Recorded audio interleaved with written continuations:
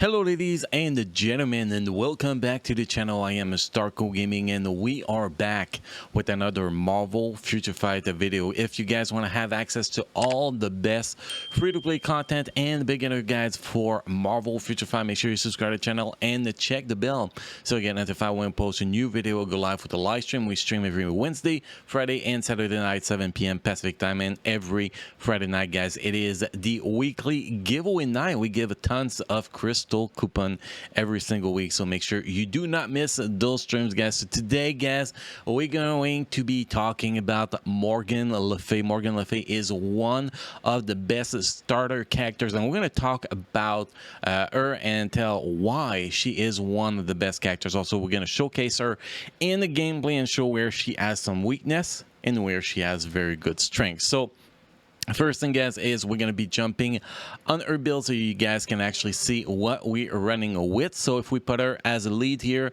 the leadership we have from her is decreased debuff duration by 24%, which is a terrible leadership, but that does not matter. She is just not a leader, guys. She is a character that are going to get some work done for you. So if we look at her stat sheet here, guys, we are running with 18,862 energy attack. She is energy attack base, max attack speed, max critical rate, max critical damage, max ignore defense, and match cooldown duration. And yes, guys, this is on my free-to-play account. All those stats is because crafted cards are awesome. Cards on this account are actually much better than on my VIP 15 account. That is just kind of ridiculous if you ask me. But anyway, that is the stats we have on there. If we look at gear 20, we have a mix of energy attack, critical rate, critical damage, and cooldown to min-max those stats as much as possible. ESO set, we have a set bonus stage 6 in effect of Power of Angry Hulk, which give us a the stats of 8.5% all attack, all defense, critical rate, 8.1% ignore defense, and 7.7% attack speed with a 20% increase of all attack. ESO set the proc. If we look at the custom gear, we're running with a critical damage 39.3% with a 180% damage proc, and we have immunity to snare effect, which is not going to change anything on Earth. So this is the build we have on her, guys. Now how do we actually play her, because her skills are going to be very important. First, we're going to take a quick look at the skills, guys. The tier 2 passive, wow, I wish she had a tier 3. Transcendence applied to self, 30% increase to all attack and defense of summon characters, 30% increase of HP, and 30% duration increase of summon characters. Now this could be a great tier 2 passive if her summon will actually do good damage, which they don't. Increase skill damage by 32%, increase bonus damage by 15%, activation rate 30% chance when do bidding skills is used, applied to self, reset cooldown for skill, sharp wave, cooldown 5 seconds. So that's the tier 2 passive. The tier 1 passive, when dead, apply to self, revive with 50% of max HP, which is definitely a game changer for new players. And leadership, we already took a look at it. Now if we look at the skills, guys, basically the rotation is going to be 5, cancel 4, and then you smash the other skills. Mostly you're going to do 3, 2, 1, and then just wait for your 5th skill to be ready again. But the 5th skill is going to be pretty much just putting damage on the ground and help you trigger your proc on the 4th skill. The 4th skill will give you increase all attack by 15%, immunity to all damage for 5 seconds, and defense down, ignore immunities. Now in theory on the books, that looks good here on the ignore defense, the decrease all defense, but she is terrible in World Boss Ultimate, guys. Not that she is not a good character, she is an awesome character. It's just that anti-reach like World Boss Ultimate 10, Cool 10, for example, you're gonna be to the point where you have better characters that you can use other than her, so you're not gonna be using her in World Boss Ultimate anymore, guys, but you're gonna be using her in other content. Do not worry. And then you have the 3rd skill that gives her guards again. It's a mind control, does not ignore immunity, so you cannot mind control the wall boss, and summon an illusion with 70% of summoner stats, which it's nice having summons, but they don't do much damage. Then the second skill, HP recovery, which is quite useful if you need HP. And then the first skill is just a basic stun. Now, what game mode she's going to be shining, guys? It's pretty simple. She's going to be shining in Shadowland. Universal supervillain characters that are not native tier 2 are really, really, really rare. So the fact that she is a universal supervillain character, and in addition female, this is something very, very rare, which is going to be a huge advantage for Shadowland. She's going to be a decent character for Alliance Battle Extreme. We're going to showcase that in this video. If you want to be able to reach eventually that 600,000 point, she is going to be able to eventually to get you there depending on your cards. And then you have squad battle. Universal supervillain squad battle is not the easiest one when you get to that league, and having her there to actually do that is going to be a huge advantage, because again, if you want to get universal supervillain, guys, it's not that optimal. Look, we're gonna go here, supervillain, and we're gonna pop universal, and you're gonna see here, guys, you have pretty much Loki and Morgan Le Fay that are very easy to obtain and that are not expensive. Although if you don't want to spend crystal, that's pretty much Morgan Le Fay, or you still have Loki with the gold uniform, but still after that it's tier 2 native, tier 2 native, tier 2 native, tier 2 native, need uniform, trash, semi paywall, hard to get, tier 2 native, tier 3 native, paywall, tier 2 native, and tier 2 native. So you get to see the point here, guys. She is probably the easiest universal supervillain characters that will be able to perform for you to get in the Shadowland. You get tons of those supervillain universal floor. In the first 25 floors, you actually get one usually. So she is a game changer for that, guys. She is very, very, very important for that. This is why she is highly recommended at the start, especially for Shadowland. But she can do the job in Alliance Battle Extreme, and she can do the job also in squad battle, which is actually pretty great. So next, guys, we're going to showcase her in a little bit of gameplay. We're going to go first in challenge wall boss and see why she is not a recommended character for wall boss ultimate. We're going to go on the stage 20, and you're going to see she is still going to be struggling on stage 20, and we have a good team for her. We have Hila Lee that give her 45% increase of energy attack, and we have Shuri that give her a tier 2 passive of, here we go, increased damage dealt done to supervillain characters faction by 35%. So good, a good team for her, and that's not going to do much. On stage 20, might be able to beat it, but that's still going to be a little bit rough. So that's just show the point that she is not the greatest wall boss ultimate characters, but will be able to get you some clears, which is, which was what you want early on in the game. Early on in the game, you're not really pushing. I mean, the first 2 months, you're not really pushing wall boss ultimate. She's going to be able to do some jobs. She's going to be able to help you with beginner mode, and then after beginner mode, you have normal mode before you jump into extreme. So she's going to be able to help you there, but she is not going to be optimal. You can see here, we are on stage 20, and she's not really owning it. She is doing decent damage. Yeah, decent damage. Technically she can beat it. Now, we're probably not going to do the full fight here, because that is a long ass fight.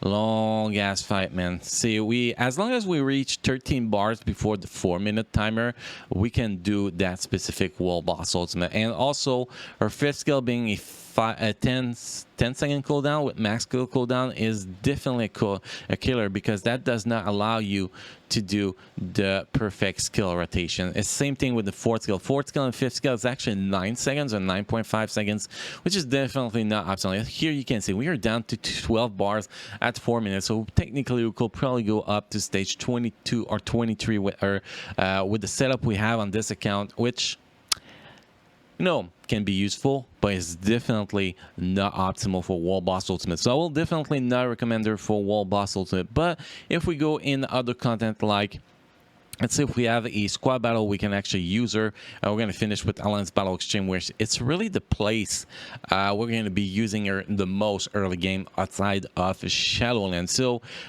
here we need, we're going to go here because sadly, there is no universal supervillain in the Vibranium League, but other leagues you're gonna have that. So we're gonna give her the same, the team we will use as universal supervillain usually. So we have that as a lead. Then we have that, and the third one is pretty much any random universal supervillain here, guys, that we could technically find. If it's a universal female supervillain, technically we will go with probably Proxima here, but at this point, wait, is that? Yeah, this one she can actually be used here, guys. My bad. So here we have this one. Vibranium League's actually a league that she's gonna get used. And so basically there is nothing for RC. That is all. It's hard to get those universal supervillain guys, human especially. So this is going to be the team here. My bad, guys. I forgot about this one. Apparently had a light bulb pop in my head in the middle of my sentence earlier on. So we're going to showcase what she can actually do in squad battle here a little bit. She is not that bad, let's be honest. She is not that bad. She is pretty decent. And unless you have paywall characters here, she is going to, unless you have Doom or whatever the other guys' names are, she is going to be your character for this squad battle for a very long time. So if you have her build, be able to do damage, it's going to be very, very, very freaking useful.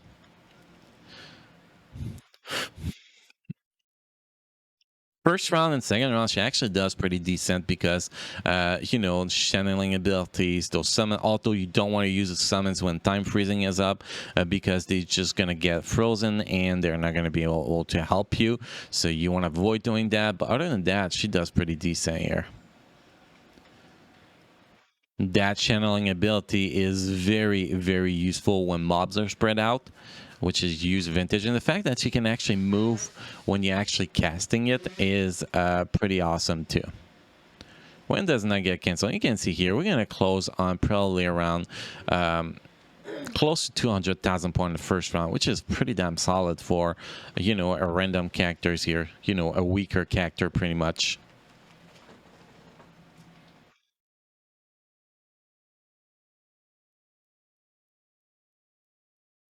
Well, I thought she was going to get closer to 200,000, but apparently she's not. Those mobs are not spawning fast enough for me. She's still going to be pretty close. See, 185,000, 180, 90,000, 91,000. So see, this is a pretty solid round one. Round two is going to be about the same. Where she's going to be struggling is the last round, but she should still be able to get, between 500,000 and 600,000 points overall, which is, what you expect from a tier 2 without uniform that's been in the game for years. Because she's been in the game for years, so that's actually pretty impressive, just to show how much she is still viable in the game and how much important she is still for new players and free-to-play players.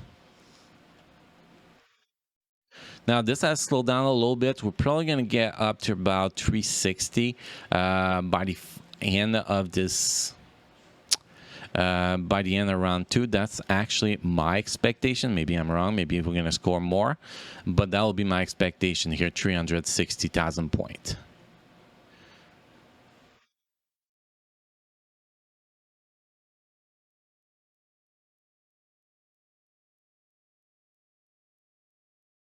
Maybe more, because that's starting to grow up a little bit on me here. More points. Now you can see that fifth skill, trolling the bombs is very, very important, which is why you don't want to cancel it too fast, because you want to, to land so it can target on the ground pretty much, which is quite useful. And that second skill or first skill, yeah, the first skill will actually pop 2 orbs like down the ground, which is going to be very useful. So I'm actually doing better than I thought we'll be doing here. We are at 430,000 points in the first round. That is actually pretty solid there.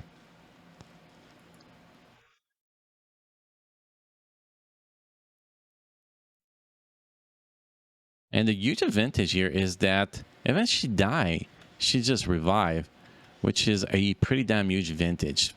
Obviously, your mission with the tier 2 characters when you reach around 3 here is not to damage Soldier, is to damage the ads as much as possible, by the way, guys. Because Soldier is not going to take damage from you. You're not going to be scoring point. What your point are going to coming from is from killing the ads as much as possible.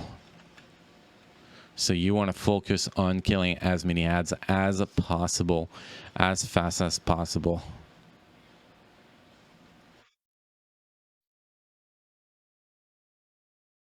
Here they are going down very slowly at this point, which is a little bit what we expected. Like we said, we should be scoring between, 5 and 600,000 points. We are already up to 600,000 points. 500,000 points. So we are, where we should be standing. I hate when Soldier just stand on my orbs and I cannot actually get it. It's so freaking annoying. Here we go. We got all the orbs. Now we're going to be focusing on 5th skill. And 4th skill, actually, the 4th skill got canceled here. That's terrible. But that is part of life. See, 544,000 so far, so we are not doing so bad. Now we're just going to be waiting for more ads to pop because we cannot really do anything if there's no ads to kill.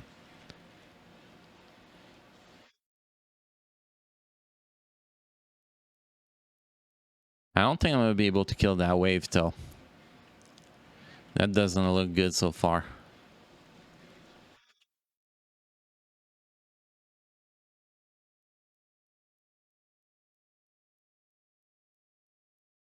So we're going to finish this whole thing with 534,000 points, which is not bad. If we were able to kill that last wave, we will get up to about 600,000, but still 534,000 for characters that's been in the game for years. Without uniform, this is actually pretty outstanding. Actually, I think she's been in the game for like a couple years. So you can see she can be very useful in squad battle, especially for new players in other league where you can actually use a lead with her and support with her. You're going to be able to do much better. If you take a look at Alliance Battle, guys, she's going to be able to get you a decent 300,000 point every time she's usable in Alliance Battle Extreme. And if you can bring a paralyzed, like in the paralyzed season here, like with Viper, you are going to be able to do a little bit better. So now we're going to showcase Alliance Battle Extreme here with her, so you can see what kind of score you should be able to expect from her. I mean, should not expect the score I'm scoring because I have a pretty solid build on her, but that just show you a little bit what she can actually do. Definitely that 100,000 point is going to be very easy. Now keeping the proc is going to be almost impossible, so we're not going to really worry about the proc here. We're just going to kick the rotation a little bit like we do with Molten Men, and eventually the proc will end up happening on the right skill.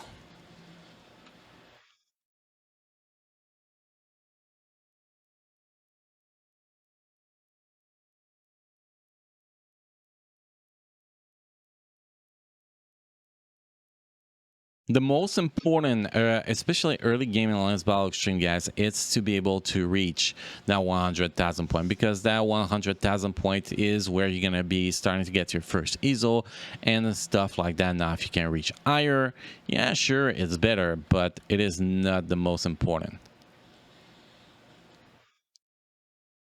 Here, we did not get a paralyzed from the 4th skill, so we're not going to be able to get a maximum score. So that'll kind of show what kind of score you get if you do not have somebody that with paralyzed. Because, well, apparently the 4th skill did not want to apply the paralyzed this time around from Viper. That's always an issue sometimes.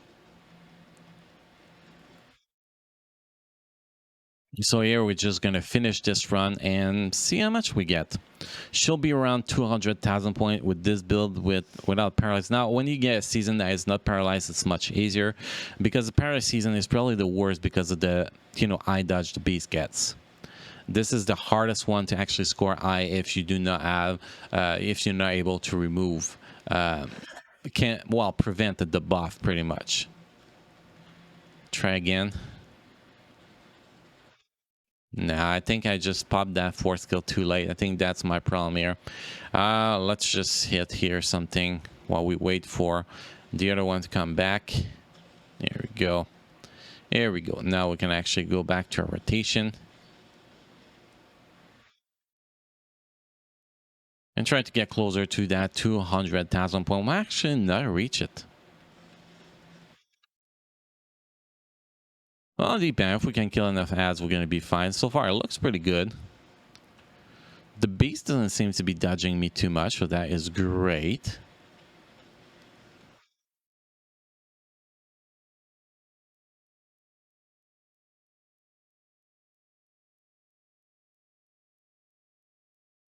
We're going to get another set of ads, hopefully, so that should be taking care of the business. Yeah, we got it here. Couple more rotations, so yeah, we got the 200,000 points. So technically, if we did not switch, maybe we could reach that 300,000 point, but it does not really matter. That 300,000 point, it's more 600,000 point that matter, and which this character will not reach for you, by the way, guys. She's just not that powerful. So you get, you get your gold, you get your 6 stars EZO, and you call it a day pretty much. See, 100,000 points, you get 2 of those. This is great. You get the 400,000 gold. This is great. So this is what she's going to be able to bring to you guys. A easy 100,000 point.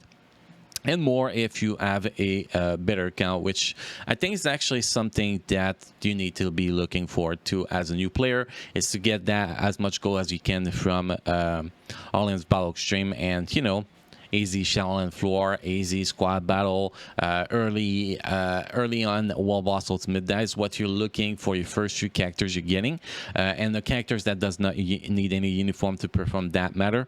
So Morgan Le Fay is definitely a must-have characters as a new player, free-to-play player. Now, obviously, when you get deeper into the game, you're not going to be using her anymore, other than Shadowland. But early game, she is going to be very, very important in my opinion. Anyway, guys, that is pretty much all we had for this video. Hopefully you guys enjoyed this video. Thank you for being part of my amazing community, and guys, you all have a great rest of the weekend, and I will see you guys in the next video. Thank you.